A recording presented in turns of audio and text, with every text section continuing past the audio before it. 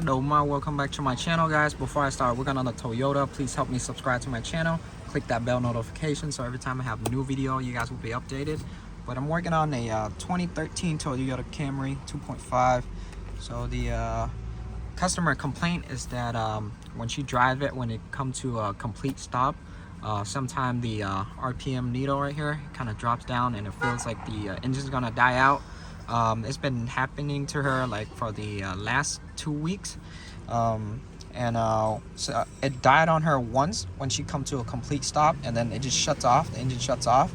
Now the current code here, it says engine stall history, rough idle, and throttle body. Now these three codes are very common. Most likely always happen to the engine air filter and dirty throttle body. People don't change out the engine air filter. It gets clogged and the car can't breathe. It can't suck in the air, and then that's why the RPM it would drop. And then the throttle body on the flap, on the door flap, it would have build up around the area, and it kind of caused the throttle body not to breathe right. So that's why it has these codes right here. I already see the problem when I first checked the engine air filter. Now you can see, so you're gonna pop this clamp out, pop this side clamp out too. Now I'm gonna take out the engine air filter, and you're gonna see this filter has never been serviced, never been changed out. And look at this, it's all clogged. So this is why it's causing the engine to have rough idle, because it can't sucks in the air right, because this is all completely clogged. You can see really bad. And what I'm gonna do is I'm gonna take out this air box, the air boot, to get to the throttle body, and then I'm gonna clean around the flap, all the buildup. Now I took the air box out, the air boot out. Now you can see clearly the throttle body that's built up around here. Let me zoom in. You can see all that build up right there. There's supposed to be a gap, so there's air can go through the flap right here. So every time you gas it, this door right here, it would open, and then when it's on idle, it stays closed like this, but it has a little bit of gap for the air to come in to the RPM to stay at the right idle RPM. But this is completely clogged. You can see it.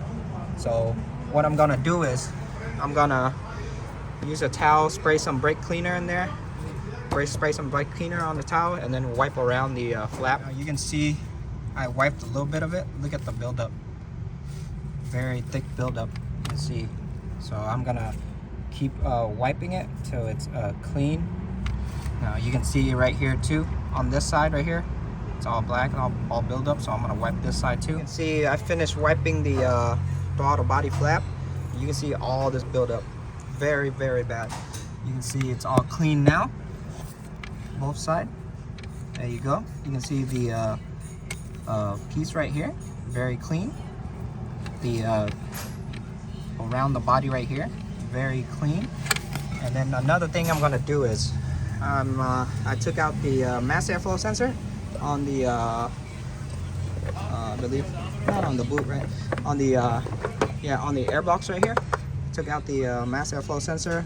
I'm gonna use brake cleaner, or you can buy the mass airflow sensor cleaner at O'Reilly, and spray it into this meter stick right here. This is what's reading the air. So I just want to clean it out so it reads the air correctly, and then put it back. Your stick right here, you're just gonna spray a little bit brake cleaner and clean out the all the dirty stuff that was going through the air filter and build up on the little sensor right here, little resistor right there. So let it dry out, and then you can put everything back. I got my air boot back already.